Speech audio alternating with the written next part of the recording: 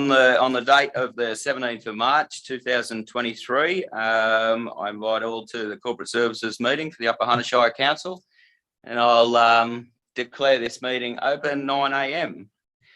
And if we could forward through for any applications via video link, please. Mr. Chair, I've received one application from Councillor Burns. He's requested that he attend via video link because he's been held up with medical appointments, but he does have a secure site to undertake the video meeting from. So he's online, so it's up to the councillors to consider that. Councillor Burns, if somebody could move that Councillor Burns could attend via video link. Thank you, Councillor Mackenzie. All those in favour? Oh, sorry, I better second that. Sorry, lack of process there. Yes, please. Thank you, Councillor Flaherty. All those in favour? So in favour of audio video link. Roger. All right, we'll welcome Councillor Burns, and we'll move now to any apologies, please, General Manager. Nil received, Mr. Chair. Have we got any disclosure of interest or public participation in this? There's been no disclosure of interest lodged yet, but that doesn't stop councillors lodging at any time, and there's been no public participation in this one. Very good.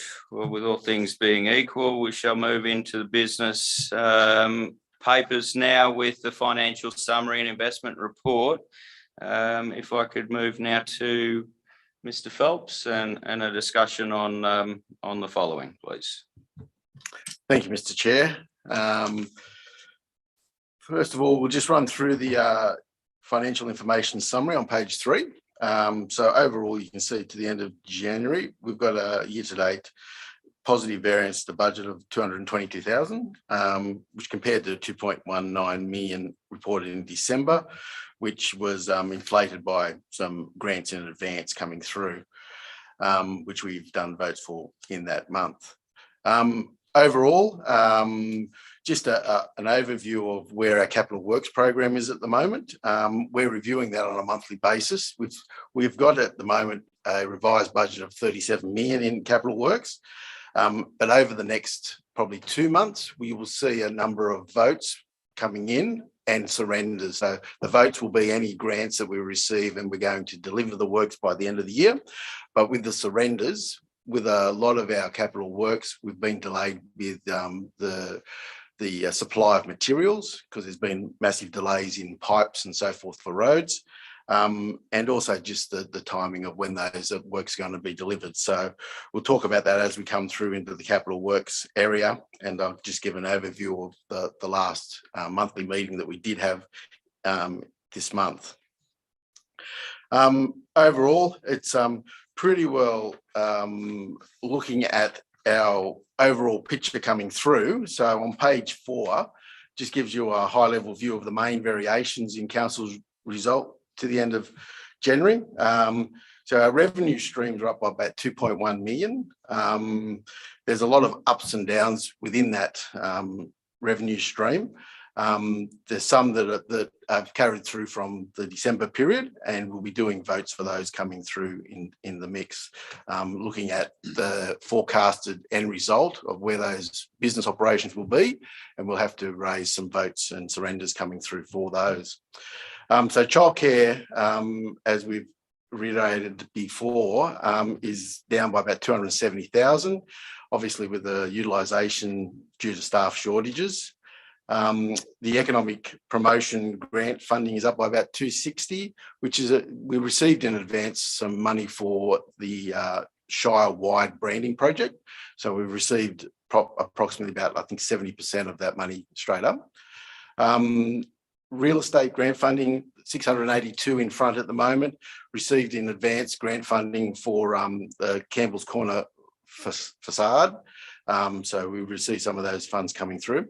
Obviously, you'll see a lot of these grants in advance with the state election happening at the moment. The state government wanted to get a lot of the funds out before going into caretaker mode.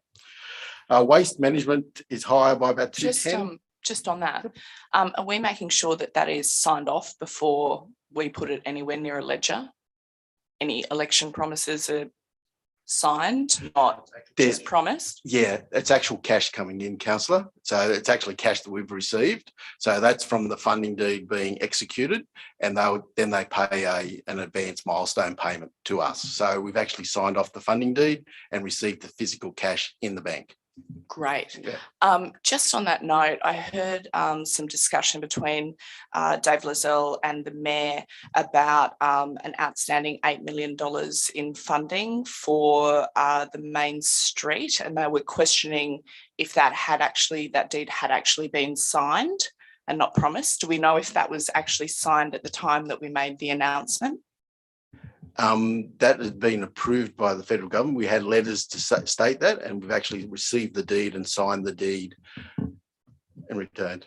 So we should receive an advance payment for that, probably not this year, but next year. I think that's what the funding arrangement was in the deed. When was the deed signed? It was only this month. Thank you. Yeah, if there's a question about was the deed signed after the announcement, that's possible, because the announcement, I think, was alluding to the fact that the federal government had made the promise. So it could well have been signed after the announcement, if that's the point of the question. Well, I think he's confirmed that it was signed last month. So I think that we need to be really clear with the public too, in terms of when we've got funding, that it's when the deed is signed. Like, the promise is one thing, the deed signed is another major milestone that I think we need to be clear with the public. The deed is signed. We're very clear, Mr. Chair, in regard to which one, what are promises, what are actual cash in the bank, and when deeds are signed, because the accounting only accounts for deeds signed. And I suppose that's where I found it perplexing a couple of months ago when the Mayor and Dave Lozelle were having that conversation, that in fact they didn't know if the deed had been signed. So that would be great if we could keep track of when the deed is signed.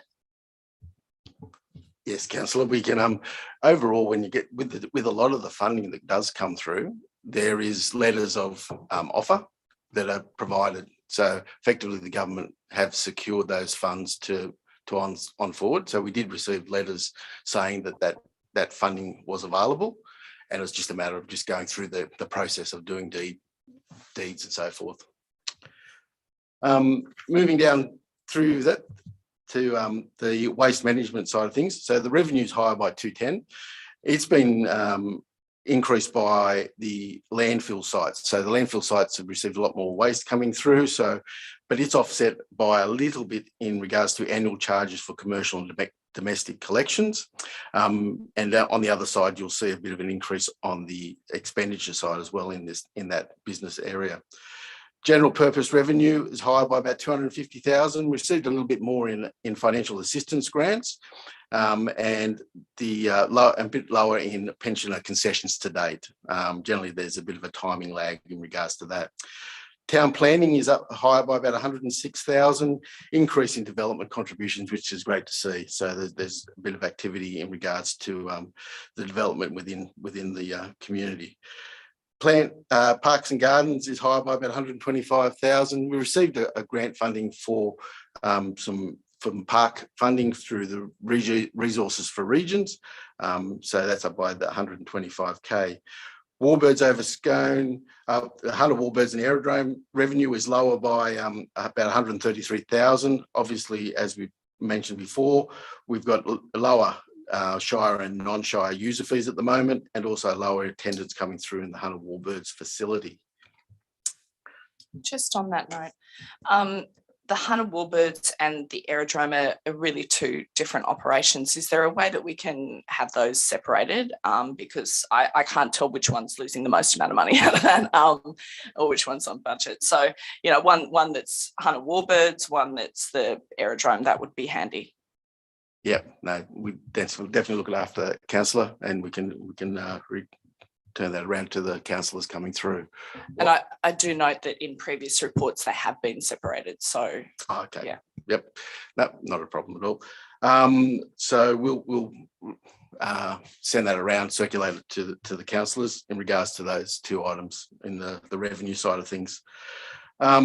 The RMS state roads, revenue's high by about nearly $1 million. Obviously with the significant increase in our individual price works orders. So that's the request from Transport for New South Wales on the Golden Highway. So we've received a lot of work going through that road over there. And we're looking at probably doing votes coming through in February and March once we do a forecast forward. So Transport are coming out and asking for additional works to be done. So we're just trying to cost that up so we can just do one vote for the full amount that we're going to get for the year. I was just going to allude to that. With the weather changing more favourable to road conditions, are we seeing that work on the highway tail off, or have we still got quite a work loading ahead of us? Through you, Mr. Chair, we've got a pipeline of work coming through. So obviously there is a amount of work coming through with pothole, obviously with the inclement weather that was previous. So we're still going through the process of catching up on a lot of that work. So there is a pipeline coming through, and generally coming up to June, they push to get a lot of work done based on the fact that they want to clear their budgets out as well. Yeah. All right, and we've got capacity to take advantage of that towards June. Through the chair, yes, we'll put the resources into it to gain a bit of revenue streams. It's great that we can put the resources in for the revenue streams, but how does that then affect all the other road maintenance that we've got to do in the Shire in terms of resourcing? We've only got so many road crews, right? Through the chair, we have one dedicated crew that actually looks after the Golden Highway. So it's not taken away from any other area within council. Moving down to the next one there, which is a small amount, which is $100,000 in local roads, just a bit of increase in our financial assistance grants, which was great. And the last one there is the water revenue, obviously lower due to the wet weather conditions that we've been experiencing at this point in time. So now that we've pushed through and done the third quarter's worth of water, we'll go through and do votes for that next month. Moving into our non-operating revenue and expenditure. Here we've got about 211,000 under budget at the moment. The internal fleet hire charge is relatively consistent to budget, only 73 down, based on about a $2 million revenue stream. Gravel side of things, lower by about 138. So we've had a reduced level of material extracted from the pits to date. So we have a lot of road projects that are starting to come on tap now, which will use a lot of our gravel coming through. So hopefully that will catch up. The other big mover on the in the actual result is the operating revenue. So with a lot of revenue streams increase, we've got a higher operating expenditure as well. And again, this has ups and downs coming through the mix. So I'll just go through and highlight the main items here, which is effectively the admin costs are lower by about nearly 350,000. So we've had some cost savings in the administration area through vacancies. So we've got a number of staff vacancies in positions within the corporate area. So we've had some savings coming through there. Child services costs are lower by 244. So as you can see, it's a bit of an offsetter against the lower revenue stream. So we've been mindful of maintaining a reasonable balance, even though the utilisation is down in that facility. So it's down by 250,000. Economic affairs costs are lower by about 118. Again, primarily savings through staff vacancies at this point in time. So we're covering those positions and making some cost savings. Waste operations, with the higher revenue stream on one side, we've got higher costs. So it's a little bit higher than what we anticipated with the landfill sites at the moment with the revenue streams. So we've just had higher operational costs and state government waste levy, unfortunately, coming through. Quarry operations is lower by about 87,000. So it's a little bit of an offset against that 138 that was lower in gravel quarries. Revenue in the non-operating revenue and expenses. So just expected reduced material extracted. So it's more or less an offsetter there. Hunter Warbirds costs are higher by 117,000. So that's obviously with the operations out there has been higher than what we anticipated coming through. Through you, Mr. Chair, could just ask, probably Greg. Greg, just in relation to the expenditure for the hunter warbirds, is there some sort of action plan or strategic plan to try and drive traffic out there? Is there, I'm just not sure what's been approached, Probus clubs, Rotary clubs, etc., etc. Probably not the right forum to go through every little thing now, but is there some sort of document that we I might can be give able you a high to? level. So when the original, through your chair, when the original hunter warbirds concept was developed, there was a strategy developed for the operation of the warbirds. Obviously, that was done, what, 3 or 4 years ago now. As we opened just on 12 months ago, March last year, and what we've seen is that the reality is that the numbers of visitors are very low. We've tried to supplement that through a number of events, and we do see quite a number of spikes in attendance when we have events. We've changed the management structure slightly out there with a few resignations in the last couple of weeks. So Beck from our tourism area is now working full-time from the hunter warbirds and is managing that. And part of her strategy is driving a bit more of the promotion of the facility. We're trying to reach out to schools this year for school programs. There's been a lot more promotion happening since Beck's direct involvement, but that's certainly something that she's looking at. I think that the strategy that was done originally, though, is it'll be some time before we reach those numbers. Yeah. Well, I certainly have some information that might help, so I might just pass it on to you. So Yeah, look, you can Beck- have a look Beck at would it love and to do look what at you'd it. like with it. But Yep, it's certainly contacts for Rotary, you know, coaches, that sort of thing to She's had a drive number. that in there. Yeah, no, through your chair, she's had a number of groups that have shown interest. Some groups have come out. We do need regular visitation, you know, coach loads and that, so they're reaching out to that, and clubs, you know, everything from motorbike clubs to Probus clubs, you know, and everything in between.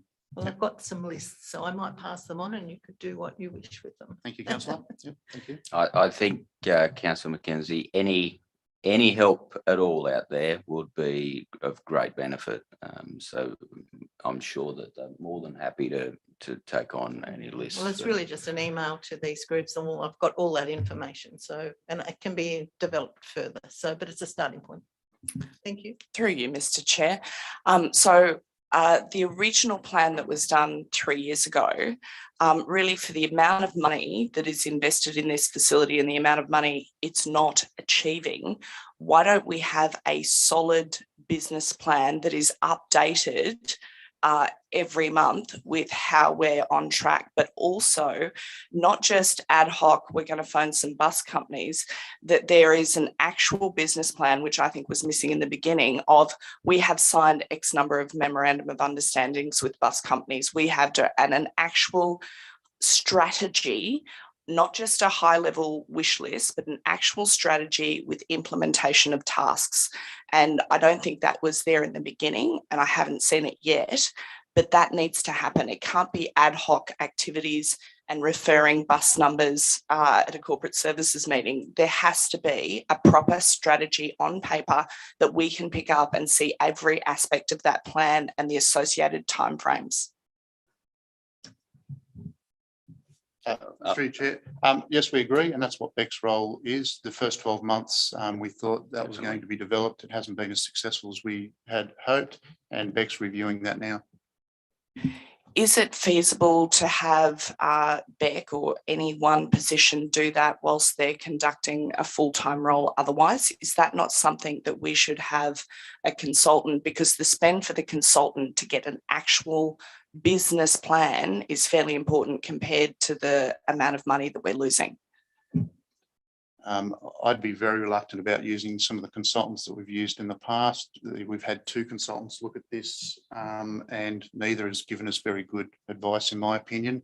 It may be that we need to rely on an expert consultant at some stage, but I think given that Beck's been out there just on a month now, she certainly has feet on the ground and some sort of direct visibility of what's happening.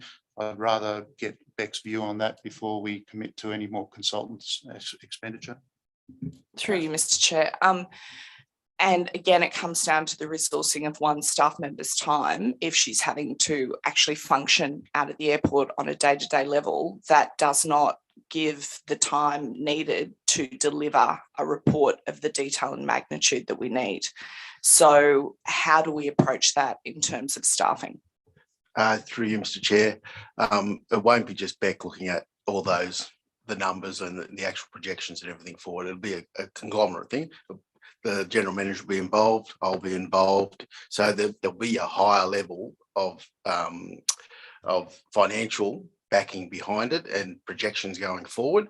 As the general manager alluded to, Beck is pretty well on the ground, and we'll be dragging data from her in regards to what she foresees events going forward and visitation coming through. And from that, we will make a high level plan after that.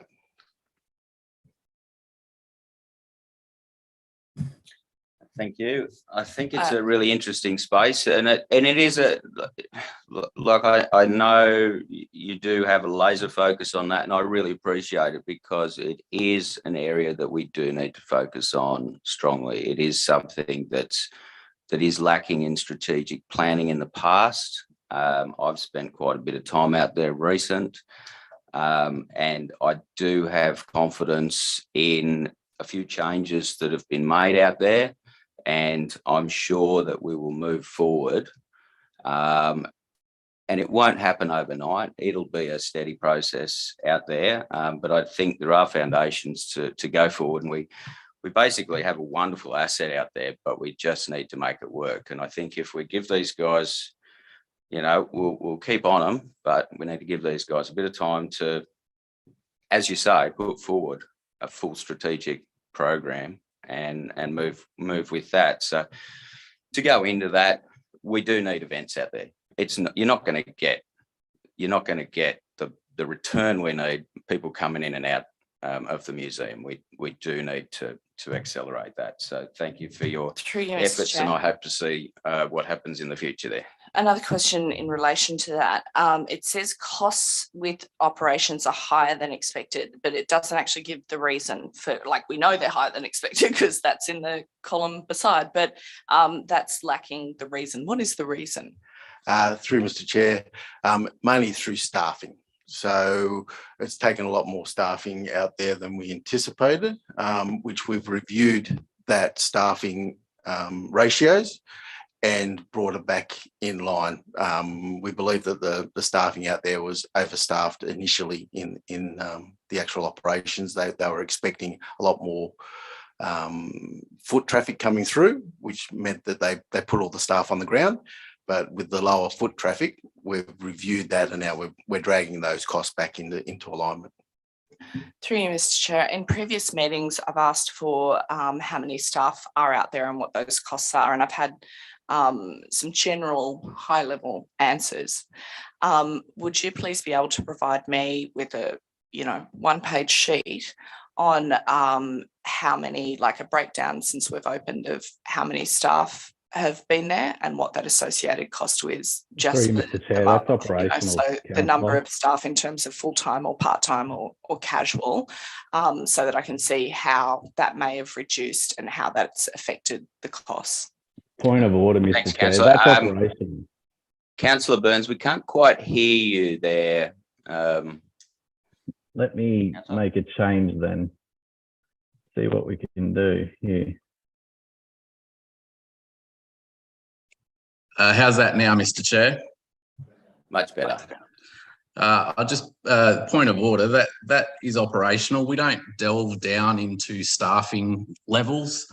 That's the general manager. We've asked the question of the general manager. How he staffs it is up to him. I'm not arguing about what he should do with staffing. I've made no suggestion as to if he should hire or fire. What I'm asking is just the number of staff and the associated cost. And they've said that they're bringing down staff numbers to bring down that cost. And I'd just like to see those figures. I don't think that's operational. I think it's directly related to what we're doing in looking at costs. Mr. Chair, we can pull that information together. That's not a huge task. We can. All right. No, thank you.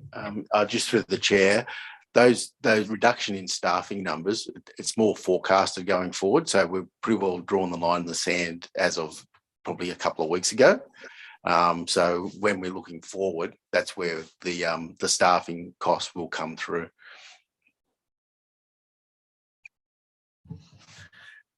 Okay, moving on down through to the state roads. So as we mentioned earlier, there's $1 million increase in our revenue streams.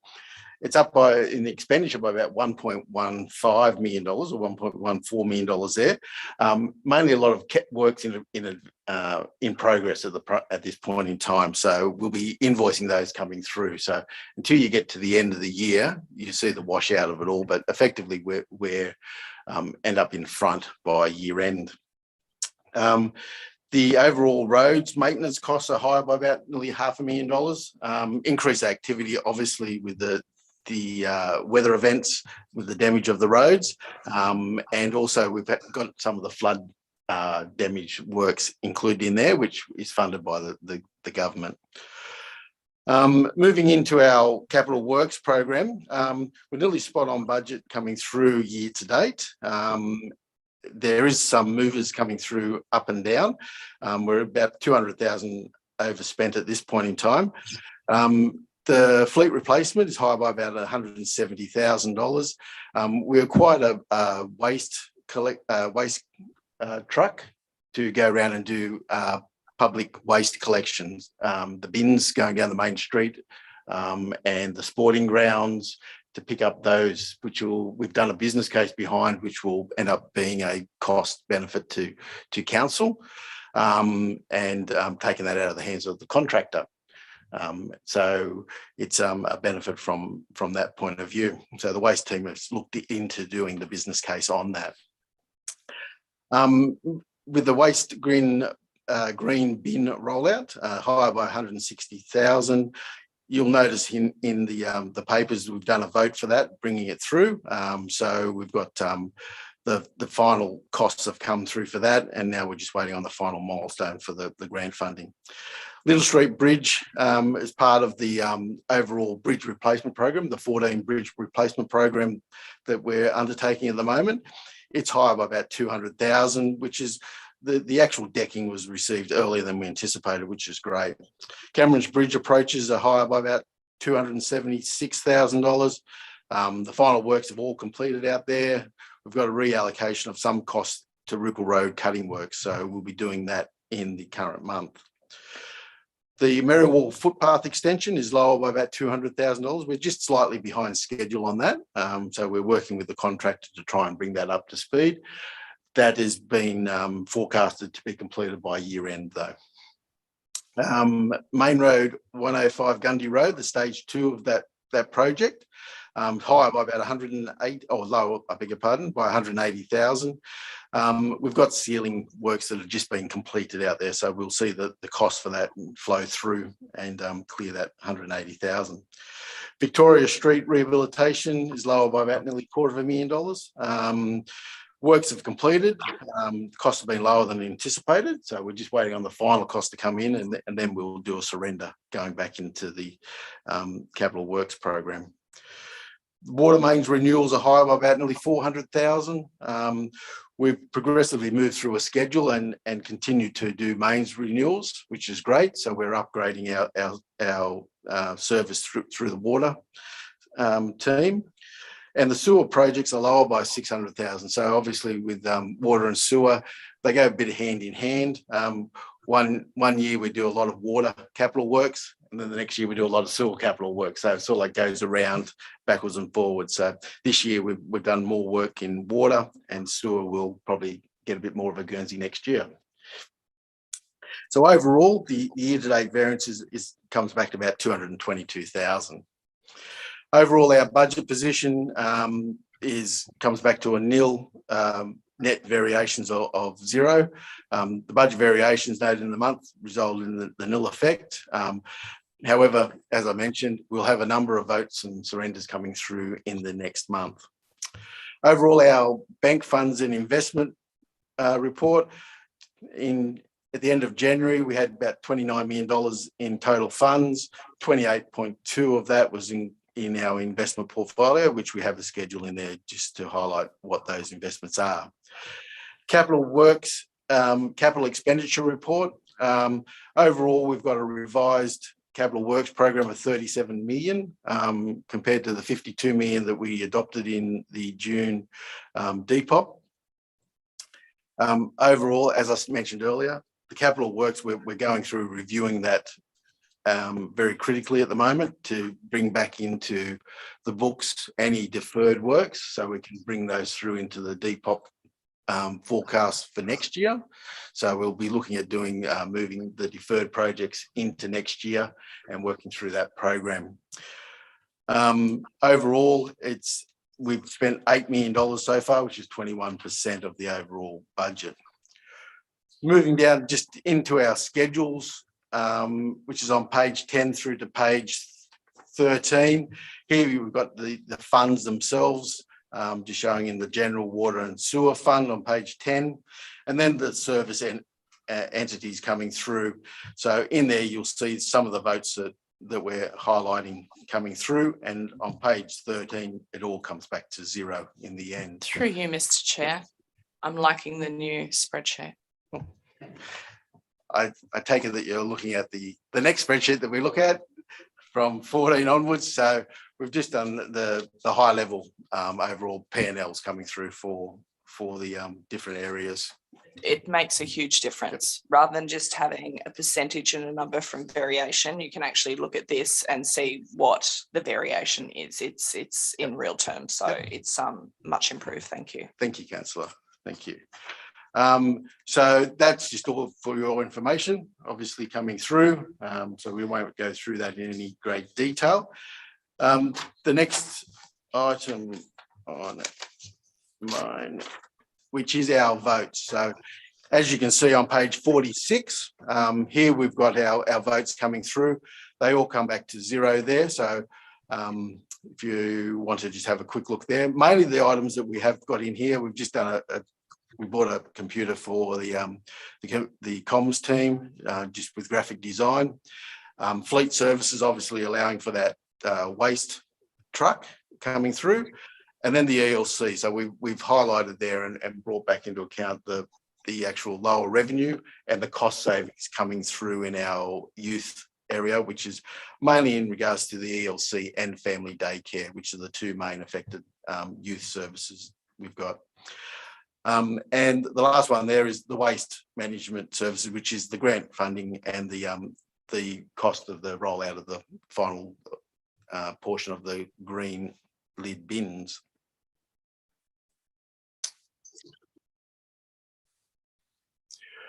Then just moving into page 47, here we've got the bank reconciliation, then also a graph of our bank and investment balances. As you can see, she drops away pretty solidly there from December through January.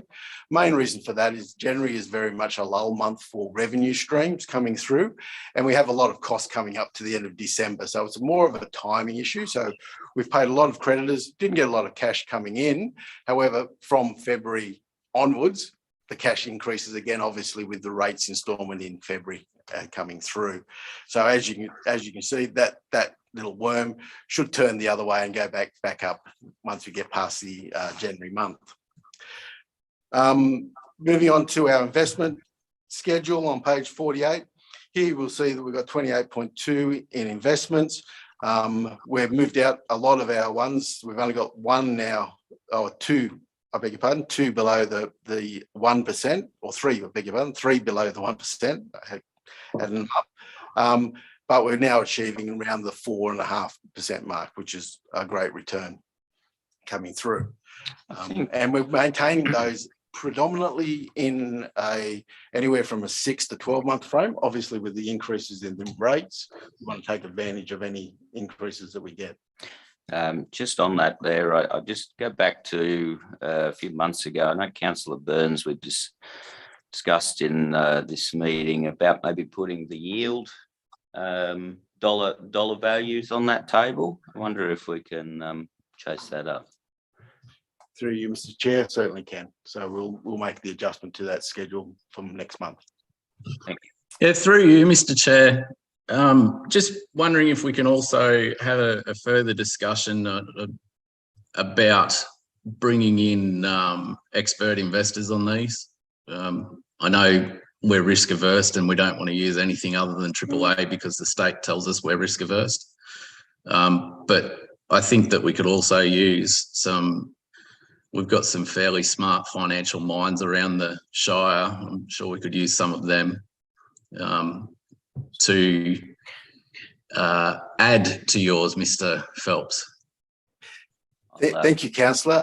Unfortunately, we're binded by the Office of Local Government with a lot of our investment strategies, and obviously we're capital guarantee adverse to putting investments in. So any risky investments or investments that don't foot the bill in regards to our investment strategy, which is effectively term deposits or government bonds, it would make it very difficult to put in any other investment streams. However, we'll take it on notice and investigate and come back to you. Thank you. Through you, Mr. Chair, that would be T Corp that kind of makes a call on if we can or can't do something ultimately, would it be? No, effectively the OLG. They've got a policy in regards to what councils can and can't invest in, and that mainly came from the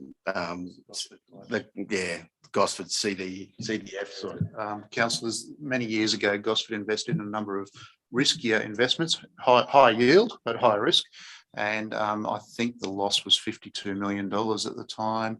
Contracts for difference or something was, don't ask me to explain the financial instruments that they invested in. Since then, OLG stepped in and have limited the types of investments that councils can get involved in. And through you, Mr. Chair, I do trust that Macquarie Bank and ING and so forth have pretty good financial advisors themselves. Yes, they do, councillor. So obviously another factor that comes into play when we do investments is that with our loans with T Corp have a stringent covenants over what we can invest in and what we can't invest in as well. So we need to take that into account as well. Moving now into our last schedule here, which is effectively our capital works program. So here you can see just a summary page on page 49, which shows that we've spent about 22% of our overall revised budget at this point in time. However, moving forward, we spent $8 million with effectively 5 months left to go, and we've got to spend another 25 million. So obviously you can do the maths there, and a lot of deferrals will come through over the course of the next couple of months. From our monthly meeting that we held only probably this week, we pretty well have deferred about $12 million worth of costs already in regards to the capital works program, and they were mainly driven around Main Road 358, the actual out there with the road.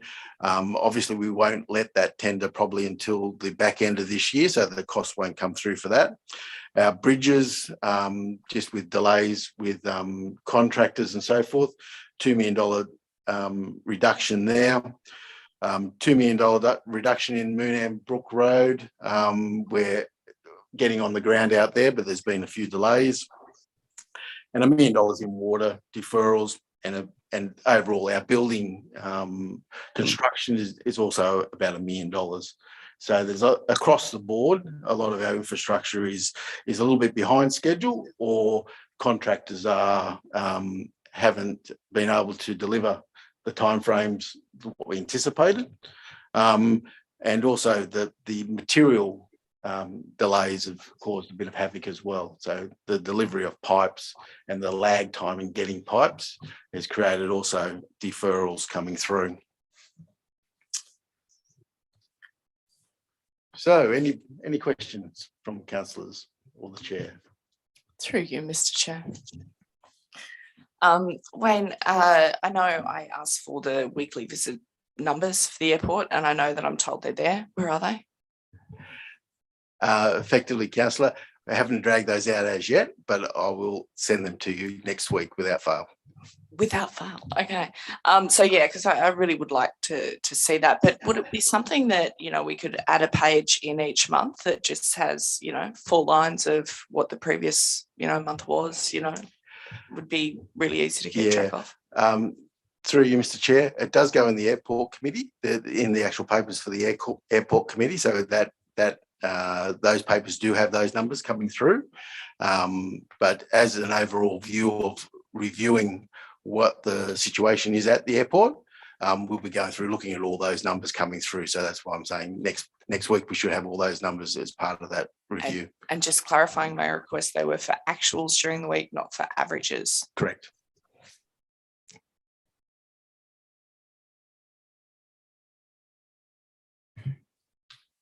All right, councillors, we got any more questions or comments? If not, I wonder if I can have somebody to move that that we go forward with the recommendations, including the noting and the adoption, So moved. please. Councillor Burrs, and seconded Councillor Flaherty. All those in favour? Everyone there for note, and we'll move on to our next bit of business, which is responses to previous questions. And I'd just like to ask councillors if we're happy with responses that are in this here. I am. I just would have liked a figure beside each one for the first question. Through you, Mr. Chair, we did look at that. However, it's a good full overall grant funded of events, so they're all included in one pot because events were doing simultaneously all the way through. But you would have had different costs for each of those events. So I was just interested in terms of that money. You know, did we spend 500,000 on the obstacle is the way, which I'm not even sure what that is, or did we spend $5 on scones in scone? It just would be nice to know, you know, how much those different initiatives got. I suppose through the chair, the only thing we probably could do, councillor, is look at what we put the grant funding in, because we did specify out to the grant funding body. Actual costs are very difficult to attain because you've got also a lot of the event management side of things. They're all incorporated into one, but we can probably give you a high level look at or a picture of what we actually budgeted for each of those events coming through. That would be helpful. Thank you. And just on a question further down, I did get a lovely Gantt chart of our progress and our process for the replacement of the bridge. So thank you to staff for organising that. Through you, Mr. Chair, I'm just wondering if we got to the bottom of the cool room at White Park. Through you, Mr. Chair, it's still being investigated. Thank you. All right, without any further question or comment, I ask for a mover on the recommendation. Move Councillor Flaherty. Seconded Councillor Mackenzie. All those in favour? Councillor Mackenzie? Yep, good. No, you're welcome. I'm just going with the process.